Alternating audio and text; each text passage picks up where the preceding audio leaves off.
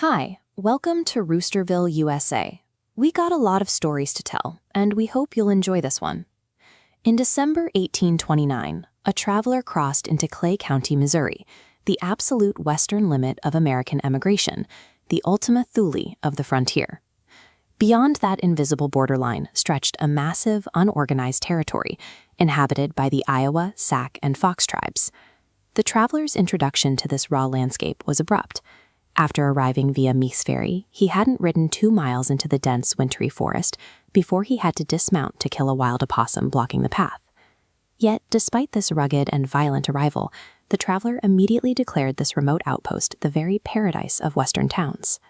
To understand why a place with such rough edges felt like a paradise, we have to look closely at the unique anatomy of an 1829 boomtown.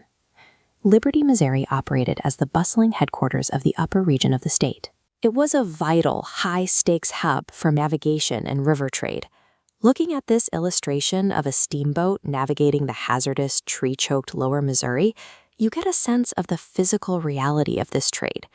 When a boat like this arrived, crews would fire a cannon 4 or 5 miles down the river. That single blast triggered a massive rush, sending merchants and half the town sprinting down to the landing to greet the freight. This regular river connection fueled immense economic confidence. Freight rates were high, cash was plentiful in the town, and local settlers could not even conceive of a future where they wouldn't have a ready market for their surplus crops. These first-hand accounts describe a community that viewed its market as so secure that the possibility of future want never entered their minds. This isolation didn't lead to depression. It created a self-contained, hyper-localized boom. The town's civic life reflected that same rough-hewn practicality. The first local circuit court was held in a warehouse shed, with ceilings so low a local senator couldn't even stand upright during proceedings. The conditions forced an intense, communal living situation. When court was in session, the judges, lawyers, jury, and civilian spectators all ate together and slept side by side in the exact same warehouse. There was a strict dichotomy in their behavior. Out of court, everyone was entirely equal and informal.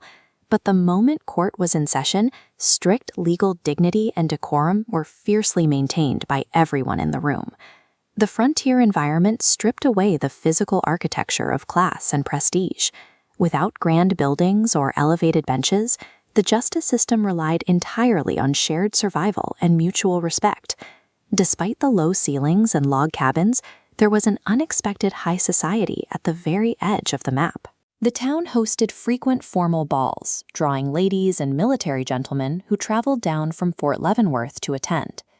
This political cartoon perfectly captures the rowdy, personality-driven Jacksonian politics of the era, which stood in sharp contrast to those refined social events.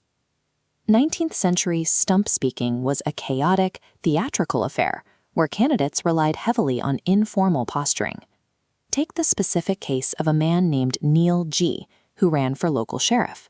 He literally mounted a large elm log to deliver his campaign speech to the local crowd. His winning political platform contained exactly 0 references to laws or public policy.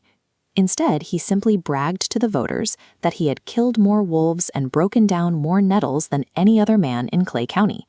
The crowd cheered, and he was elected. In this specific environment, cultural sophistication and raw, wolf-killing survival skills were not seen as opposites. Both were considered essential credentials for commanding respect and leading a new society. Looking back 17 years later, the traveler wrote that a distinct brotherhood existed among the early residents, observing a lack of the envy or jealousy often found in older settlements. There was a distinct historical reason for this deep unity. The original settlers almost entirely migrated to Missouri from Kentucky together. They brought a pre-existing web of deep family ties and established friendships straight into the wilderness. This account defines the early pioneer spirit as a brief window of human connection and social equality that flourished before complex infrastructure arrived and divided the population. Thanks for watching. If you want to hear more accounts of life on the American frontier, be sure to like, share, and subscribe to Roosterville USA.